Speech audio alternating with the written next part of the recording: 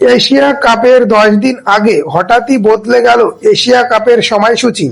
9ই September থেকে 28শে September পর্যন্ত Asia cup.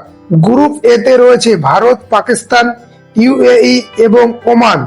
Group বিতে রয়েছে বাংলাদেশ, শ্রীলঙ্কা, আফগানিস্তান এবং হংকং।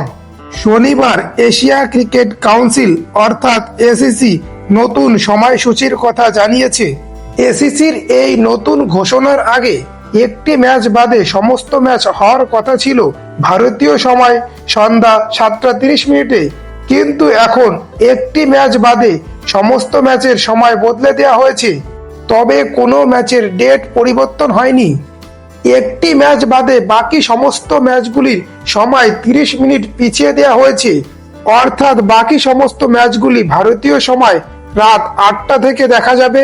ভারতীয় টিম এশিয়া কাপে তার প্রথম ম্যাচ খেলবে ইউএইর সঙ্গে 10ই সেপ্টেম্বর।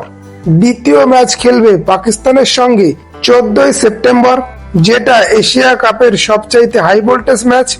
ভারতীয় টিম তার তৃতীয় ম্যাচটি খেলবে 19শে সেপ্টেম্বর ওমানের সঙ্গে এবং বাংলাদেশ তার প্রথম ম্যাচ খেলবে 11ই সেপ্টেম্বর হংকং এর সঙ্গে। দ্বিতীয় ম্যাচ খেলবে 13ই সেপ্টেম্বর শ্রীলঙ্কার সঙ্গে।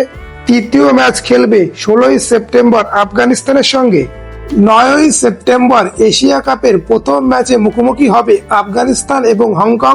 ফাইনাল ম্যাচ হবে 28শে সেপ্টেম্বর। বন্ধুরা, ক্রিকেটের এমন অনেক ভিডিও পেতে আপনারা চ্যানেলটি সাবস্ক্রাইব করুন, ভিডিওটি লাইক ও শেয়ার করুন।